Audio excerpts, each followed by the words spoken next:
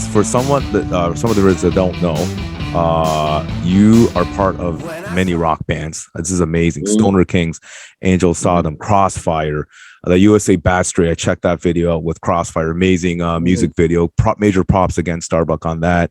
Oh, thanks. If you can share with the viewers more about how the love for music and for starting these amazing rock bands, how that came about. Well, the thing is, I've always been a metalhead.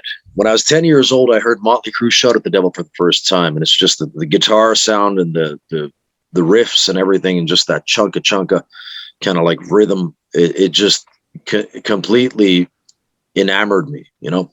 And ever since then, I've been a metalhead. Ever since I was a boy, I got into Ozzy Osbourne, Bark at the Moon, The Ultimate Sin, Judas Priest, Defenders of the Faith, Iron Maiden's Power Slave, things like this when I was a kid, Twisted Sister. And, the thing is that, like, I was never really a good singer. I was never a singer at all when I was young. It's just, I wasn't even musical. But the thing is, when I moved to Finland in 1996, I moved into the middle of the forest. I moved literally into the middle of nowhere, it's proverbial nowhere. And I had a lot of time on my hands, and I became an entrepreneur. I'm a graphic artist by trade, so I began to do this as a way to make a living, at least some money. wasn't quite making a living, but still I was making some money, and to pass the time, because I don't drink. I'm not a drinker. I'm not a partier. And first of all, I'm living in the middle of the forest, so like, what am I going to do with my spare time, my free time? I found myself in a very strange place in my life where I'd never been in this kind of void before. And I'm a very creative person because I have an artistic talent, right? I say it's like a sixth sense. People have five senses. Well, I have, like, artists have six. And that artistic ability is something that you can't explain to somebody who's not artistic, but it's the ability to create. In a nutshell, it's the ability to create. We are creators. And if you can parlay that, if you can, like, somehow harness that, parlay that, you're able to maybe push the envelope a bit, and whatever your medium is, like mine was graphic art, so I could draw, I could make like Savage Sword of Conan styles of comic artworks. Then with my love for heavy metal, I just picked up a guitar, and just to pass the time, I would start strumming riffs by ear. So it's like I was never, I took a few music lessons when I was younger, but I never had the patience or the discipline to really carry through with like any of those. But the thing is that there was still something like blossoming underneath the surface, or bubbling, I would say. And then I started to just by ear play what I heard in my head. And I learned how to play chicken chords, right? So, a lot of that is reliant on the blues scale and then the pentatonic scale and things like that. But the thing is that I learned how to just play by ear, and then I would pick up an innate rhythm with something that I felt pulsing within me. And I would then play it on the guitar and just sing whatever came to my mind. And I found that I was really good with poetry. I could create lyrics at the drop of a hat. I can, there's a few themes that I usually revolve in all my bands, and they're prevalent to what I feel or the way that I think as a person. A lot of those have to do with fate, with death, with eternity, with I would say, well, fatalism, fate, same thing. But I use a lot of irony. I use a lot of parables, and things like that. I don't write love songs. I really don't. I think that over 90% of the world's popular music is about either mating rituals, sex, or love, and I don't feel like the world needs any more of that. It already has enough. So the things that I write, whatever resonates with me, and I found that my lyrical pen was really damn good.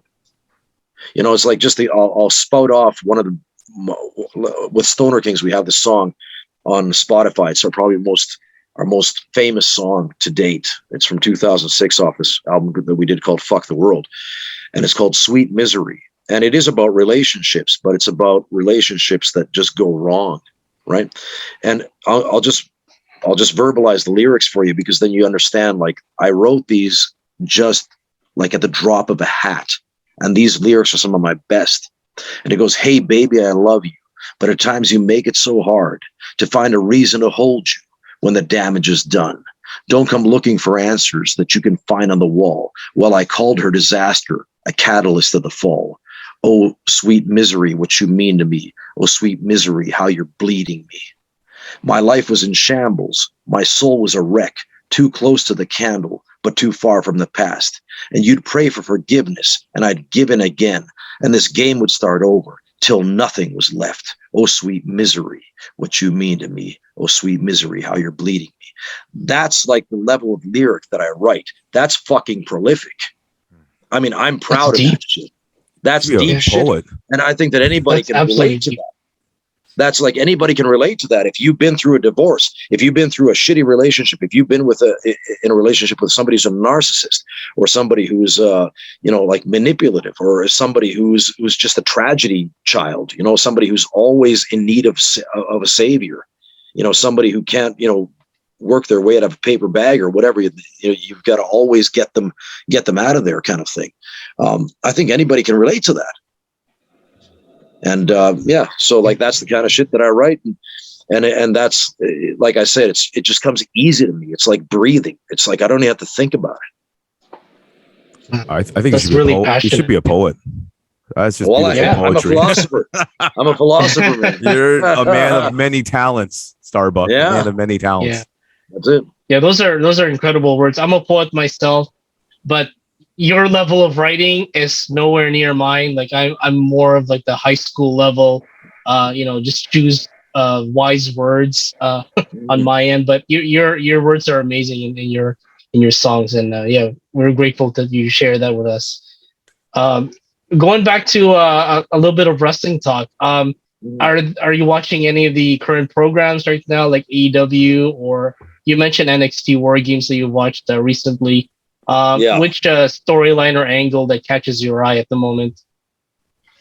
Well, I find it fascinating, because the thing is, like, I'm also in the promotional end of the business myself. I run this business called Slam Wrestling Finland, right? I run in Finland and both Estonia also.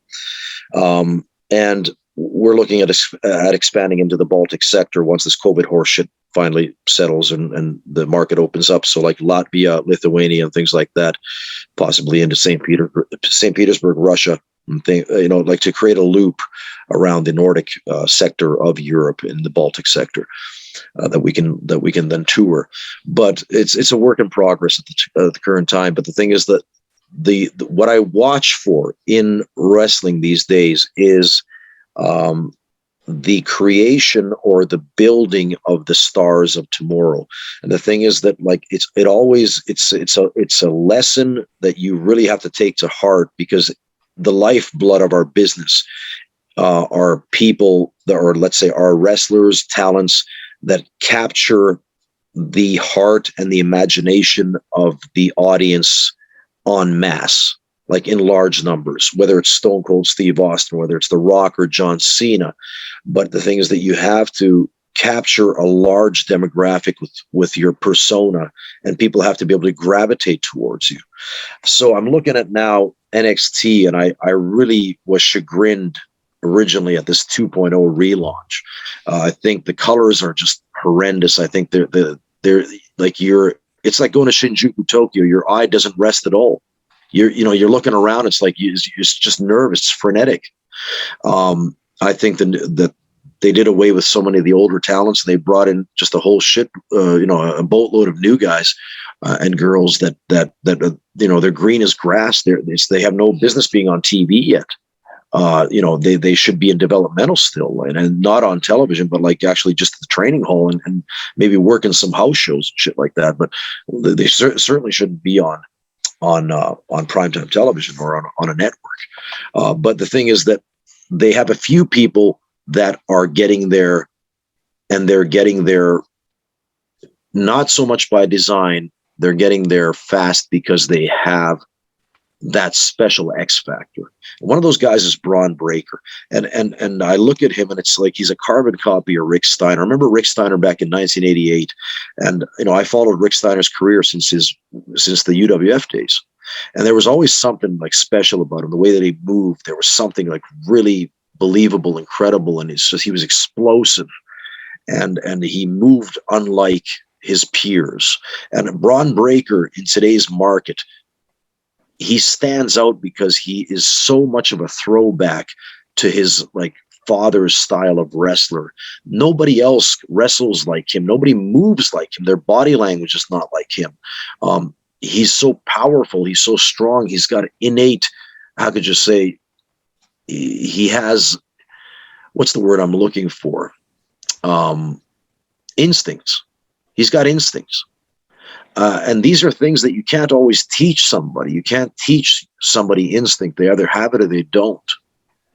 And it's also like charisma, like you either have charisma or then you don't. You're either charismatic or you're not.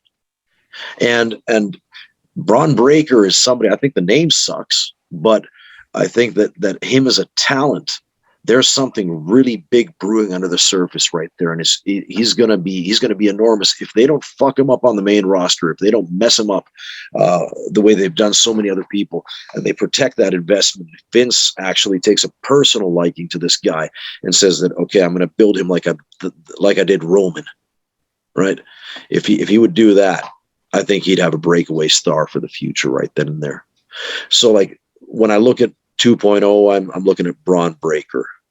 First and foremost, he's the one that catches my eye. There's some other people there, but none of them to the degree of this Braun Breaker guy, of the new stock. Then in AEW, I'm looking at Daniel Bryan or Bryan Danielson, and I think that like his work right now, you can tell the guy's having fun. You can tell the guy he's enjoying life. He's really enjoying being the heel now, and he's phenomenal. It's just the way that he builds his matches, the psychology, the pacing, the execution, how much he actually gives to his opponent versus how much of the match that he takes, depending on who he's in the ring with. He's able to gauge that better in that all-inclusive environment of AEW than pretty much most all of his peers. There are people there that should not be giving, like let's say in that match with Joey Janela, if you guys remember Joey Janela versus Kenny Omega from about 2 years ago, they did 30 minutes on AEW Dynamite. That's inexcusable. That is absolutely inexcusable. The thing is, not everybody can be an A-lister.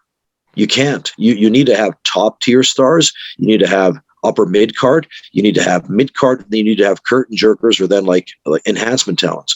You need the rookies. You need like the lower card too, because the thing is, otherwise, what are you aspiring? Like, how can you climb the ladder of success?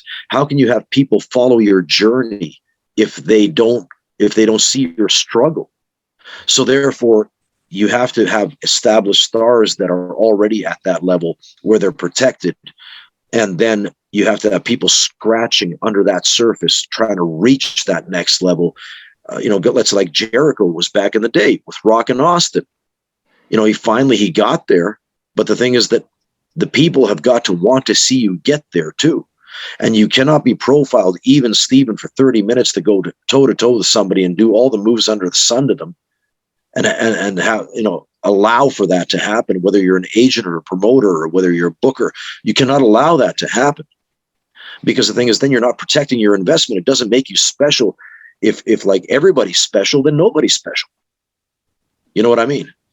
You have to have a tiered system, and that's just the way that life works in general. I mean, it's like if I as a band were to get the opportunity to open for Metallica, I would not expect to share, or not share, but I would not expect to have as much of the stage to use as Metallica does. I would not expect to use their drum riser.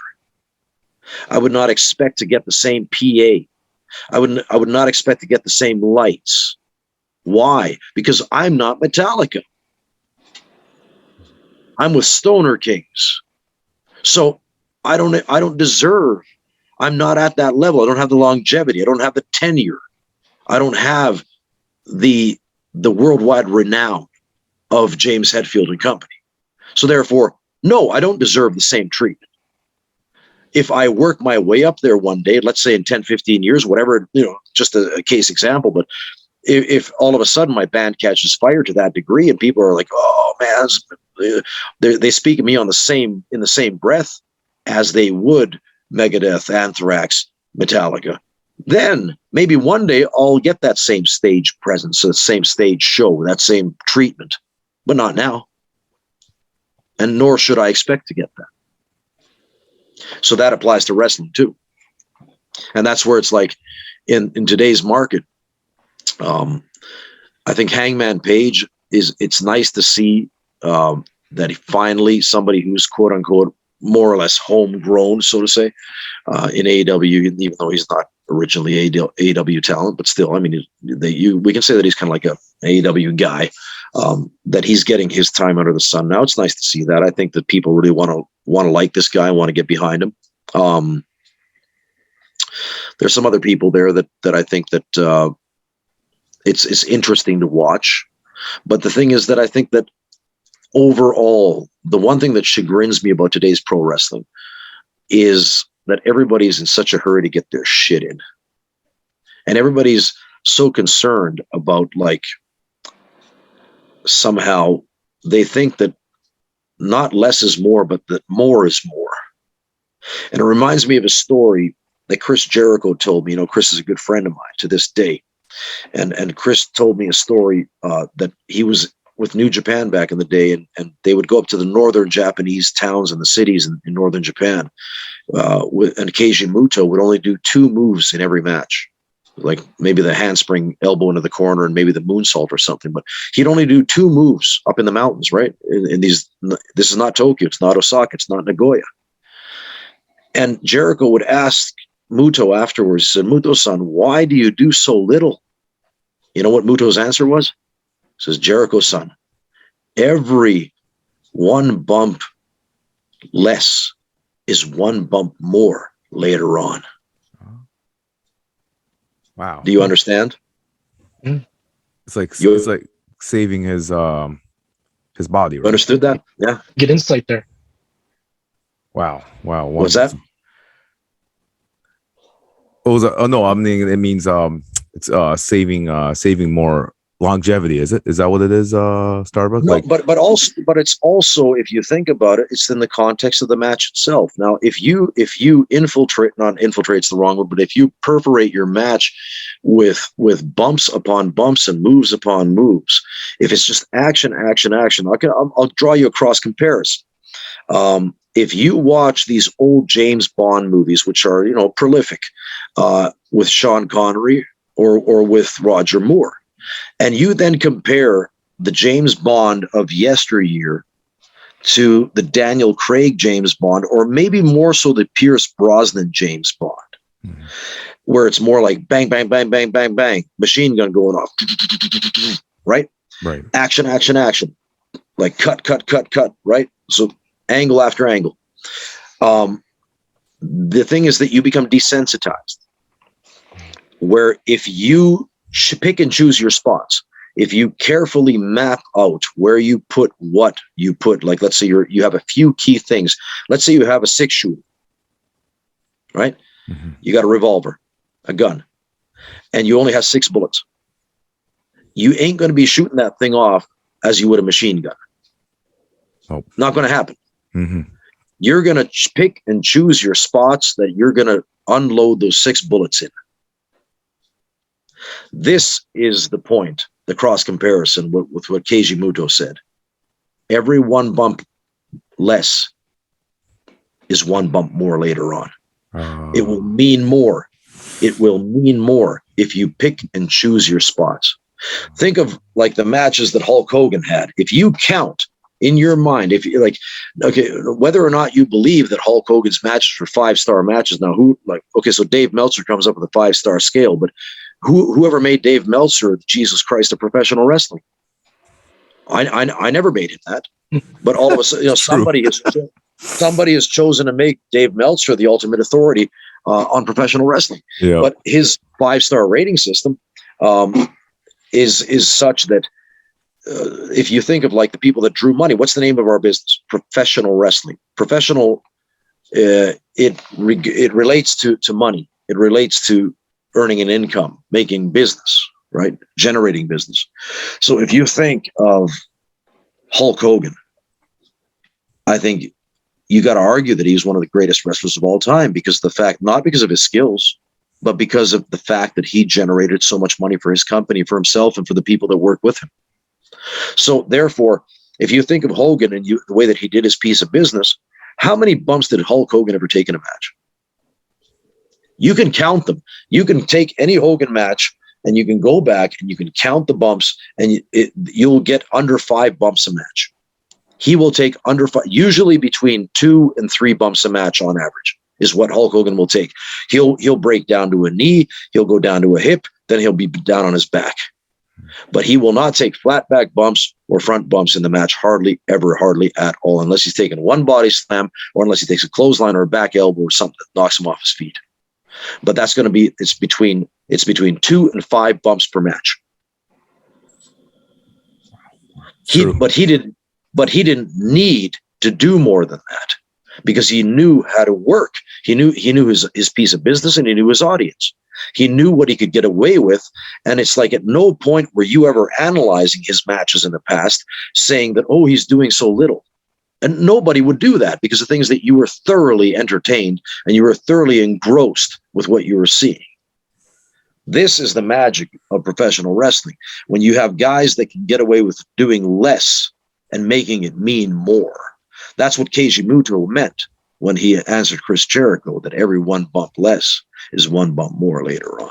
Wow. Thank you so much for describing that, StarBuck. Wow, it's sorry it took me a long while. I don't know if NORBZ got it, but it took me a little while. Thank you for it's an incredible insight. I mean, like every wrestler has a story to tell, and that's just one of the ways that they tell their stories in the ring. You know, they want to like really make their career special in their individual way, and it's definitely a good thing for our business. Absolutely. This wow, I wish we could be going all night, but I know you need some sleep over there at 12:30. Yeah, I can still go. It's I'm still up. Yeah. But no, but StarBuck, wow, like I just on behalf of us, NORBZ and I just want to thank you so much. We'll never forget your kindness for this. But stay on though. But last thing, do you want to share with the viewers social media handle, any important things coming up for yourself? Like, yeah. Well, you know, I'll tell you what, the thing is, if you haven't seen my company, Slam Wrestling, that's SLAM with an exclamation mark at the end of it. Wrestling. You'll find us online at slamrest.com. That's SLAMWRES.com. All of our social media is Twitter, Facebook, what do you got? YouTube, TikTok, Instagram. They're all at /SlamRest. That's SLAMWRES. Our business model is really, it's a twofold business model. One of them is that we aspire to sell larger shows to clients, where we allow the client to dictate what would suit their event. In other words, what kind of talent, what kind of like an image for the action, for the wrestling, for the talent pool involved. So it's kind of like an all-star cast, and we allow the client to have a say in the matter. It's not like we make the talent or the client the booker. That's not the case. But the things that we do make it like friendly for the client in that way that they are able to get what they want, that they have a say in the actual product that we present to them. So we've been able to use people like Meiko Satomura from Japan now, the NXT UK Women's Champion at this current time. We've been able to have Tajiri here also for my company. We've had James Mason here, who's one of the coaches for NXT UK nowadays, but I would say the James Bond of British professional wrestling, just an amazing talent. We've had so many people. Shauna from Portugal, who was in AEW for a while. She's been here. Natalia Markova now, who just wrestled for NWA's Hard Times 2 pay-per-view. We've had just a plethora of the top independent professional wrestlers here in Europe, from Fabio Ferrari all the way down to Tiny Iron, who's been if you don't know, Tiny Iron's been a bodyguard for Beyonce, Black Eyed Peas, for Rihanna and whatnot. He's just a huge, huge guy. And the thing is that, so this part of our business is the high end spectrum of making or creating events for specific customers by offering them a wide expanse of a global talent pool that they can choose from. And if they give us a budget and we tell them what's possible within that budget, then we facilitate the talent and the booking there, accordingly.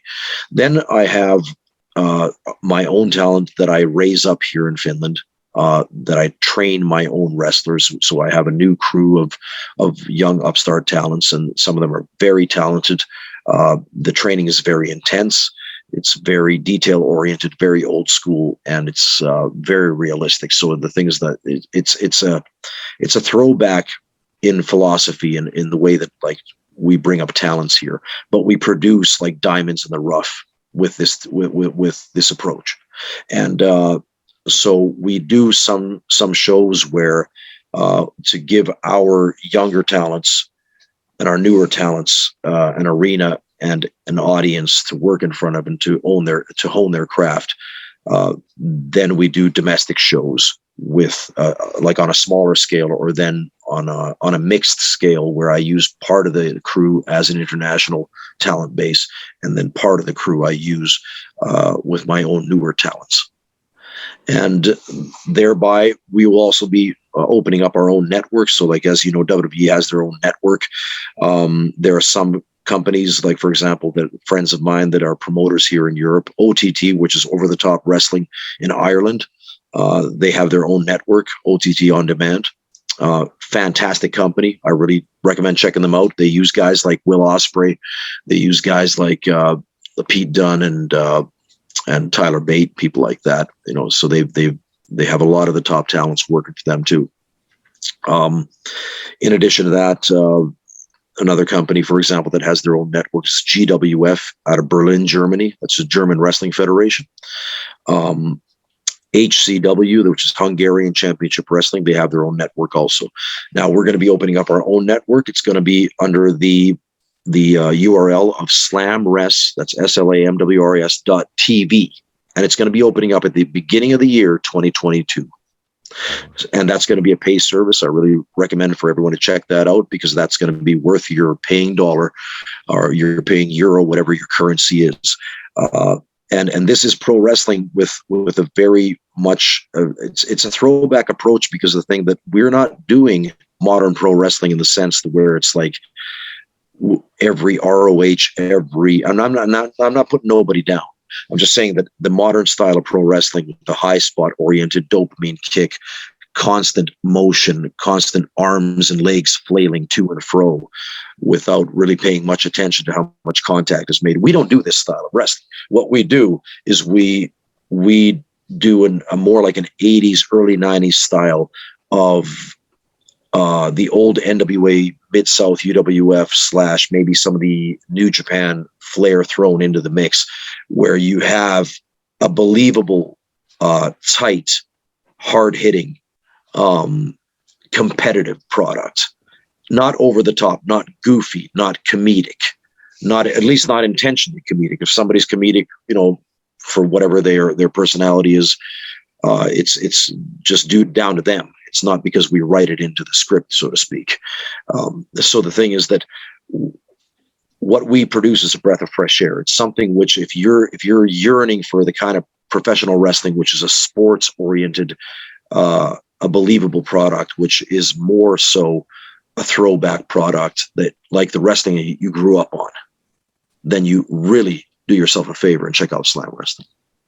Absolutely. Everyone, please check that out. Slam Wrestling. It's amazing. I checked it out as well.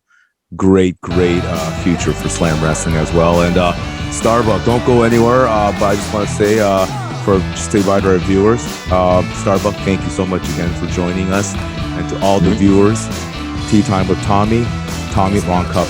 Thank you. Tea Time with Tommy Lee, signing out. Alrighty, guys. This is the Rebel StarBuck, the pioneer of Finnish professional wrestling, 4-time European Pro Wrestling champion. And you're watching Tea Time with Tommy. So do yourself a favor, subscribe right down below, and get yourself some more Tea Time with Tommy. Hey everyone, it's Brittany from Tea Time with Tommy, and don't forget to catch Tea Time with Tommy and click the subscribe button on Twitter, Facebook, Instagram, TikTok, and Spotify. And if you don't click the subscribe button, Tommy will be a very cranky old man. So let's not have that. So make sure you click the like and subscribe button.